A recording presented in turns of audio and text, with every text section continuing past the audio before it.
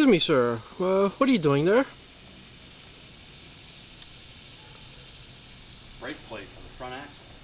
Mm-hmm. Got a little Rust-Oleum on here. Although I'm not quite sure about Rust-Oleum. You see, I put some on before and primed it first, of course, and then I painted the color on it. And as I slid the wheel on, it scratched off both the primer and the paint. So what good is this stuff? I don't know. I mean, I guess it's okay if it's just going to sit there, but for normal wear and tear. And the question is, what do you paint lug nuts with? You put a socket on there, you turn. Isn't the paint going to chip right off? Now, would you care to take us through the project to this point in time as to what you were accomplished to date? Oh.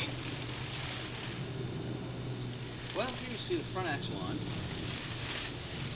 Brand new oil seal in here, and a paper gasket holds a swivel ball. Now, I should paint these U-bolts because they're starting to corrode, see? There's paint on there. But there it goes again. You get painted with Rust-Oleum that might chip off. Well, start. Where'd this project start from? You found an old Land Rover, 64, is it? 64. Mm-hmm. And, well, let's see. Let's take a look. We have the old Land Rover chassis right here. Now, this has been stripped down, of course, but you can kind of see bad corrosion that's taking place. And this is the reason why they galvanize them now, because, you see, being that it's made of pretty much of a box, the water would sit in there and just rust out. So, after 29 years? 28 years. 28? After 28 years, it's shot. So what they've done is they've hot dipped in galvanization the whole thing, inside and out. Mm-hmm. This way, if water, and they've also made drain holes, which are better now. So if water happens to get in there, well, just roll around and problem here. Who knows if it's a problem, but The heart. the heart of it. If this doesn't work, this is all a waste of money. But I can't get a new diesel for $4,000. What? Diesel? I can get a short block for $1,000. But hopefully I won't need any of that. Now this was running okay when I had it running, when it was together. So I think we'll slap it in here, fire it up, and see what we think. While the body's off, we can easily determine whether the engine should be taken down or not. John has an engine man that I can get a rebuild kit for like $400. Put all new seals and end caps and all that stuff back in. Well, right now the rear is just sitting on here for effect. Yes, well, this is sitting on here, right. Everything else is bolted on, but just to get up. You know, you need this motivation. You need to see what it's going to be like. So, tie this down. Yeah. What about a paint job? I'll probably paint it this color again. But the problem with Paint it yourself? I might, but you gotta. DuPont makes all the paint, but you have to put a reducer on here. And you sand it down, you put a reducer on, and then you put paint on. Of course, I could just paint it. Who cares? It's just a little cheap, right? Yep. I don't think I'm going for the Class A1 restoration job. But then you say, what? If you're going to put all this time into it, why don't you go for the good restoration jobs? Well, what is the value of a good restoration job? You gotta ask yourself. And which we're asking too.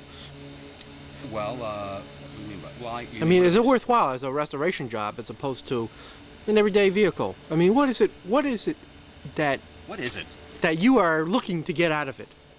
Well, I'm not looking to drive a classic around as much as I'm looking to drive a vehicle everyday basis. A inexpensive approach to a nice recreation vehicle instead of buying something new. Yeah. Is that correct? Yes, well, right. Bring back the days of the Jeep. Exactly. Now, how much is a brand new Jeep? 10,000. That's all? Yeah. Oh, so what are you doing this for? Well, one has to ask themselves. But this is, you know, it's a little unique. It's English, of course, like my other thoroughbred inside. And then you say, well, you know, why bother with this old thing? These things were built great. You can do all the fixes yourself.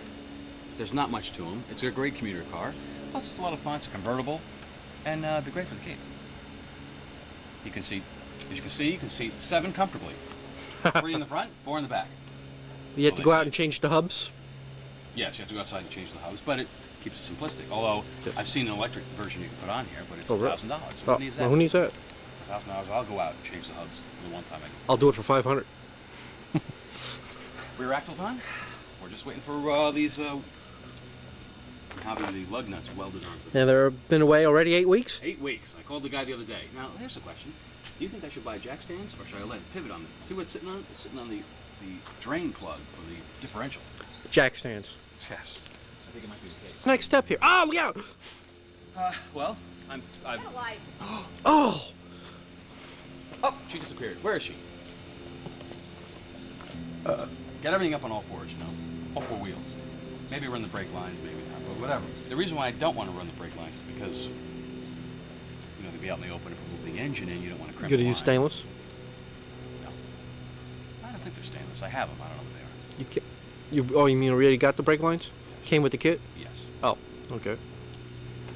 And see where we go from there. Then the body assembly, that's not a big deal. Of course, the wiring harness is $500.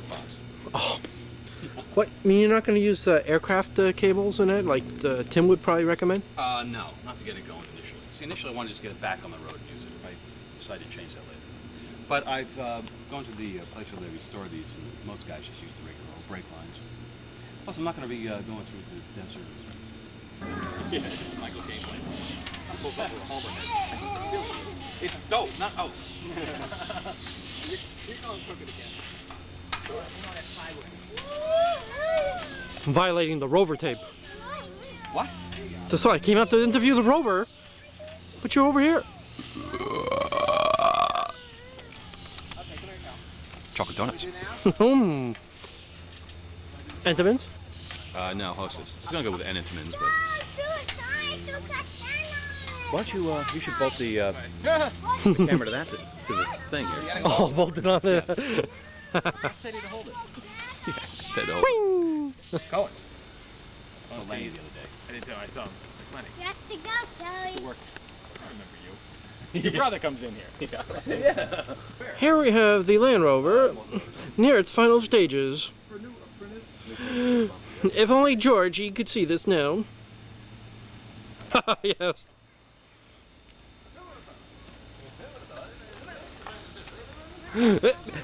Beagle, I have this plan.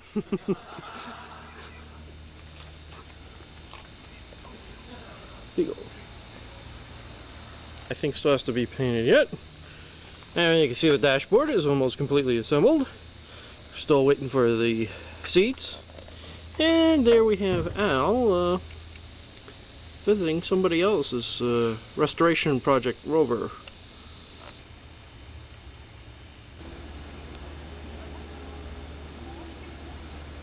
Want some action? Be some action.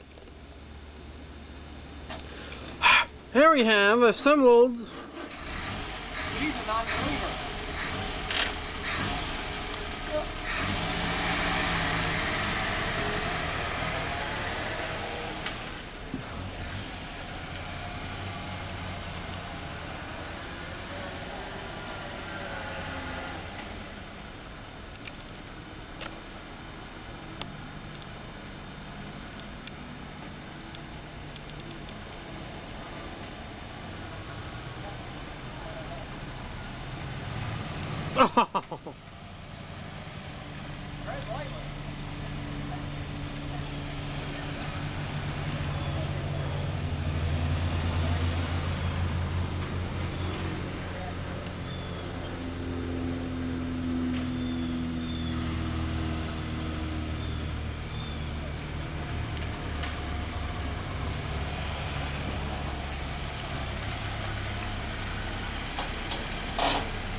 Well, how was the trip? Not bad. See you next fall. Sorry about the crease in your lawn. You're missing some lights up front. How so? Turn signals. Oh. Headlights work? Yes, they do. Let's see. Well, they're not ground. Oh, Yeah, I took the ground off for road testing. why is that? They were loose. You know, I don't have them actually mounted quite correctly yet, but I will.